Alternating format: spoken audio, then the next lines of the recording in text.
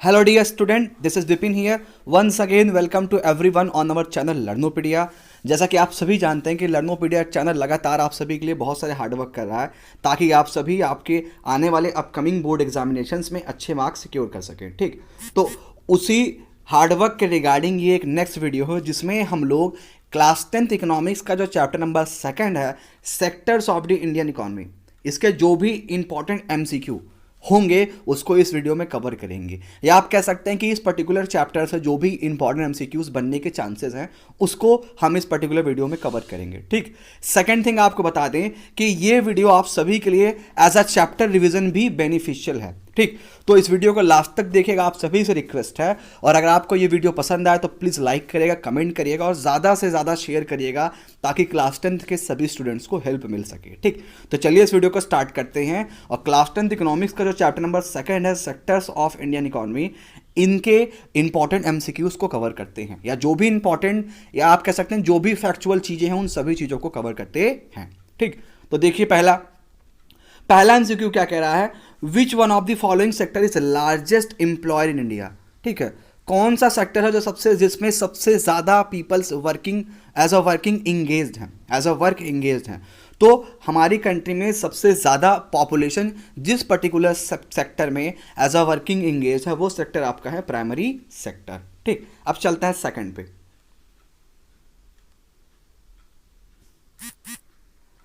अब देखिए second question हमारा क्या कह रहा है। सेकंड क्वेश्चन हमारा कह रहा है, which one of the following activity does not belong to the primary sectors. इन फॉलोइंग एक्टिविटीज में से ऐसी कौन सी एक्टिविटीज है जो प्राइमरी में नहीं आती। ठीक, फिशिंग आती है, माइनिंग भी आती है, फॉरेस्ट्री भी आती है क्या, लेकिन बैंकिंग आती है नहीं।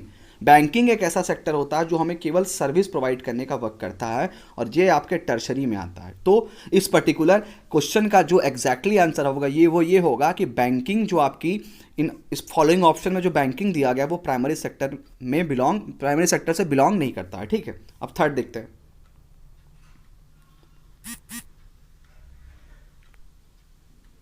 थर्ड क्वेश्चन आप लोग देखिए, कह रहा है the task of measuring GDP is taken by the. GDP निकालने का काम कौन करता है, central government, state government, provincial government या ऑल ऑफ द अबव। तो जीडीपी कैलकुलेट करने का वर्क होता है आपके सेंट्रल गवर्नमेंट का। ठीक, अब आगे चलते हैं। अब देखिए क्वेश्चन नंबर 4 क्या कह रहा है, life insurance is an activity of. Life insurance किस सेक्टर से बिलोंग करता है, किस सेक्टर की एक्टिविटी है। तो सीधा सीधा पता है कि लाइफ इंश्योरेंस एक ऐसी कंपनी होती है जो हमें केवल सर्विसेज प्रोवाइड करती है। यहाँ पे किसी प्रकार की कोई भी गुड्स का प्रोडक्शन नहीं होता है। तो जाहिर सी बात है ये किस सेक्टर में आएगा, सर्विस सेक्टर में, जिसको हम टर्शरी सेक्टर भी कहते हैं। ठीक, अब देखते हैं फिफ्थ एमसीक्यू। देखिए फिफ्थ एमसीक्यू क्या कह रहा है, the motive of the public sector enterprises. जो पब्लिक सेक्टर इंटरप्राइज होते हैं इनका मोटिव क्या होता है, इनका मोटिव होता है कि सोशल वेलफेयर करना और लोगों को सिक्योरिटी प्रोवाइड करना। ठीक, आगे देखते हैं।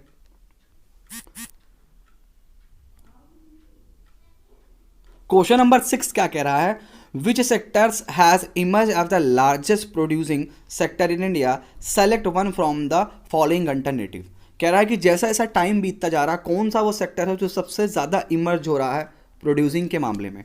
तो वो सेक्टर हमारा टर्शरी सेक्टर है जो प्रोड्यूसिंग के मामले में बहुत ज़्यादा तेज़ी से इमर्ज हो रहा है। ठीक, अब आगे चलते हैं।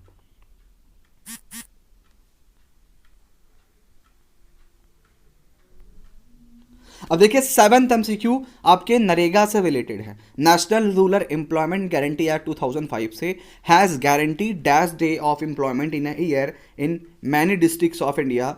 What are the correct number of days. कितने दिन का इस योजना के तहत, इस पॉलिसी के तहत कह सकते हो, इस पॉलिसी के बेसिस पे कितने दिन का गारंटीड एम्प्लॉयमेंट दिया जाता है रूरल एरियाज में पीपल्स को। तो 100 डेज का, कितने का, 100 डेज का गारंटीड एम्प्लॉयमेंट दिया जाता है इस पर्टिकुलर पॉलिसी की मदद से रूरल एरियाज में रहने वाले पीपल्स को। ठीक, आगे देखते हैं।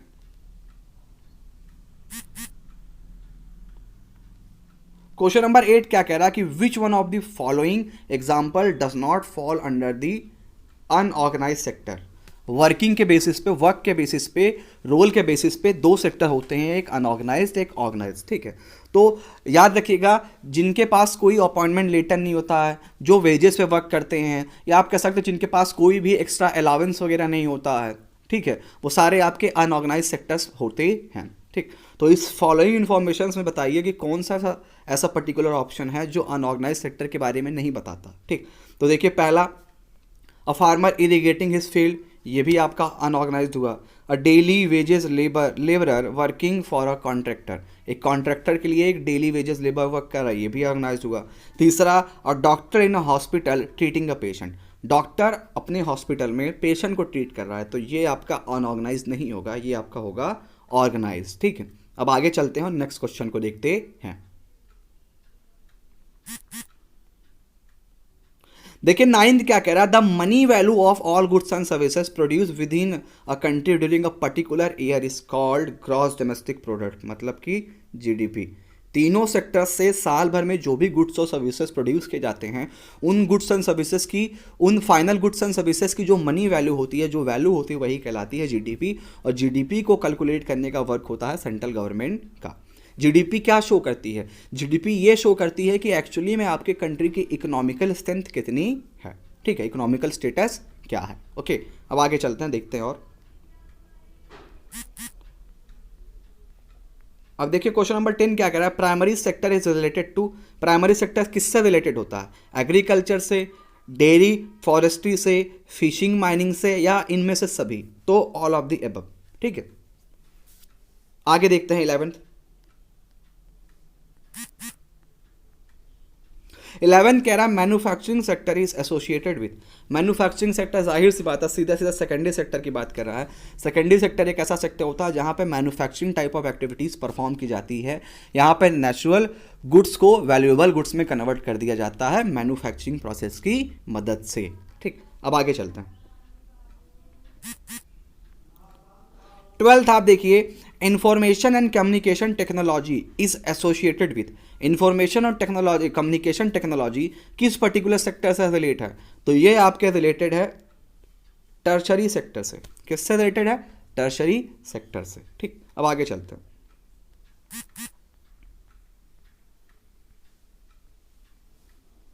क्वेश्चन नंबर 13 देखिए, which one of the following type of activity are covered in the secondary sector. इन फॉलोइंग ऑप्शन में से आपको बताना है कि सेकेंडरी सेक्टर्स में किस टाइप के एक्टिविटीज परफॉर्म होते हैं।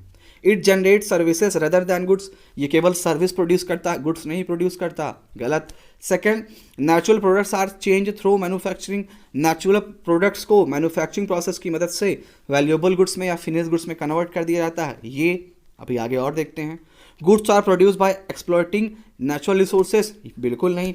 It include agriculture, forestry and dairy, तो ऑप्शन नंबर हमारा बी करेक्ट है। आपका मैन्युफैक्चरिंग एक्टिविटीज़, आप कह सकते हैं सेकेंडरी सेक्टर्स में ऐसी एक्टिविटीज़ परफॉर्म की जाती हैं जिसमें नेचुरल प्रोडक्ट्स को मैन्युफैक्चरिंग प्रोसेस की मदद से फिनिश गुड्स में या वैल्यूएबल गुड्स में कन्वर्ट कर दिया जाता है, ठीक। अब आगे देखते हैं नेक्स्ट क्वेश्चन। क्वेश्चन नंबर 14 क्या कह रहा है, which one of the following economic activities is not in the tertiary sector, इनमें से कौन सी ऐसी इकोनॉमिक एक्टिविटी है जो टर्शरी सेक्टर में नहीं है? तो बी कीपिंग, ठीक है, मधु जो ये नहीं हनी, जो मधुमक्खी पालन होता है, आप कह सकते हैं बी कीपिंग आपका एग्रीकल्चर टाइप ऑफ एक्टिविटीज़ है। बाकी banking, teaching, working in a call centre, ये सब टर्शरी सेक्टर में आ जाएगा, ठीक। तो बी कीपिंग नहीं है। ओके, आगे चलते हैं। 15th क्वेश्चन देखिए, which one of the following is not applicable for a worker who work in organise sector, बताइए इनमें से ऐसी कौन सी चीज़ें हैं जो एक ऑर्गेनाइज सेक्टर में वर्क करने वाले पीपल्स के ऊपर एप्लीकेबल नहीं होती है। She gets regular salary at the end of the month, हाँ, जो भी लोग ऑर्गेनाइज सेक्टर में वर्क करते हैं उनको महीने के लास्ट में सैलरी मिल जाती है। She is not paid for leave, नहीं, इन लोगों को पेड लीव और पेड हॉलीडेज भी मिलते हैं। शी गेट मेडिकल अलाउंस, हाँ, मेडिकल अलाउंस भी मिलते हैं। आगे, she got an appointment letter stating the terms condition of work when she join, ठीक। तो मेडिकल अलाउंस यहाँ पे देखिए, she is not paid for leave, ठीक है, ये गलत होगा, पेड लीव मिलता है, ठीक। यहाँ पे देखिए क्या कह रहा है, पेड लीव मिलता है, मंथ के एंड में सैलरी मिल जाती है, बहुत सारे अलाउंस होते हैं, और जब वो लोग जॉब क्या कहते हैं ज्वाइन करते हैं तो एक अपॉइंटमेंट लेटर भी मिलता है जिसमें जॉब्स के रिगार्डिंग सारे टर्म्स एंड कंडीशन दिए गए होते हैं। ठीक, तो इसका ऑप्शन नंबर जो बी होगा वो ऑर्गेनाइज सेक्टर्स के वर्कर्स के ऊपर एप्लीकेबल नहीं है। She is not paid for leave, नहीं, उन लोगों को लीव के लिए भी जो भी लीव लेते हैं उस दिन की भी सैलरी उनकी कटती नहीं है। ठीक, आगे देखते हैं।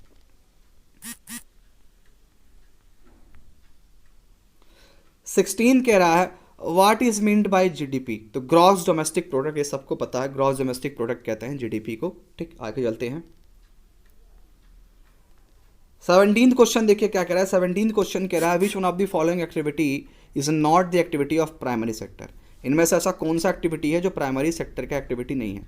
Milking, fishing, making of sugar या फार्मिंग। तो making of sugar, sugar cane को मैन्युफैक्चरिंग प्रोसेस की मदद से शुगर में कन्वर्ट कर दिया जाता है, तो ये पर्टिकुलर जो प्रोसेस होता है ये आपके सेकेंडरी सेक्टर में होता है, ना कि प्राइमरी में। ठीक, तो आई होप आप लोग के समझ में आ गया हो। अब हम चलते हैं अपना नेक्स्ट एमसीक्यू देखते हैं। 18th वाला देखिए क्या कह रहा है, the service sector include activities such as transport, communication and banking. ठीक, आई होप ये आप लोग को ये भी समझ में आ गया। अब मेकिंग शुगर या मेकिंग गुड, ब्रिक्स, ये आपका सेकेंडरी वाला हो जाएगा, और ये आपका पहला वाला प्राइमरी हो जाएगा, और ये वाला आपका टर्शरी हो जाएगा। ठीक, तो आई होप आप लोग को ये समझ में आ गया हो। आगे नेक्स्ट एमसीक्यू देखते हैं।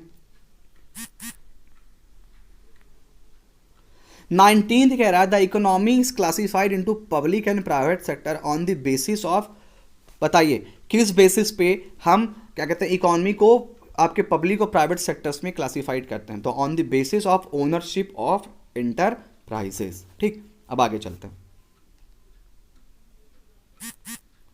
अब देखिए क्वेश्चन नंबर 20, ये आपके इस पर्टिकुलर चैप्टर के एमसीक्यू का लास्ट क्वेश्चन है। देखिए how do big private companies contribute in the development of a nation. जो बिग प्राइवेट कंपनी होती हैं वो एक कंट्री के डेवलपमेंट में कैसे कंट्रीब्यूट करती है, कंट्री के एक नेशन के डेवलपमेंट में कैसे कंट्रीब्यूट करती हैं। By increasing the demand for their product through advertising, बिल्कुल नहीं। बाय इंक्रीजिंग द प्रॉफिट, ये भी नहीं होगा। डी वाला देखिए, by providing private hospital facility for the rich, नहीं। अब सी ऑप्शन आपका करेक्ट है, और सी में क्या दिया गया देखिए, by increasing productivity of the country in the manufacturing of industrial goods. ऐसा करने से जो भी गुड्स एंड सर्विसेज यहाँ प्रोड्यूस हो रहे हैं उनकी जो मनी वैल्यू है वो जीडीपी में और कंट्रीब्यूट करेगी, जिससे आपके कंट्री का डेवलपमेंट स्टेटस और भी इम्प्रूव होगा। तो देखिए ये इकोनॉमिक्स का जो चैप्टर सेकंड था, sectors of the Indian economy, उसके मोस्ट इंपॉर्टेंट और आप कह सकते हैं कि एक प्रकार से कॉन्सेप्चुअल और फैक्चुअल एमसीक्यूज थे जो आपको इस पर्टिकुलर पूरे के पूरे चैप्टर के रिवीजन में भी हेल्पफुल होंगे। ठीक, तो अगर ये वीडियो पसंद आया तो प्लीज़ आप लोग लाइक करिएगा, शेयर करिएगा। ऐसे ही बहुत सारे एमसीक्यूज़ के और बहुत सारे इंपॉर्टेंट कंटेंट्स आपको प्रोवाइड किए जाएंगे यहीं इसी चैनल लर्नोपीडिया पे, जो आने वाले अपकमिंग बोर्ड एग्जामिनेशंस में आप सभी के लिए बहुत ज़्यादा बेनिफिशियल होंगे। ठीक, तो मिलते हैं अपने नेक्स्ट वीडियो के साथ यहीं अपने चैनल पे, तब तक के लिए आप लोग घर पर रहिए, बी सेफ, बी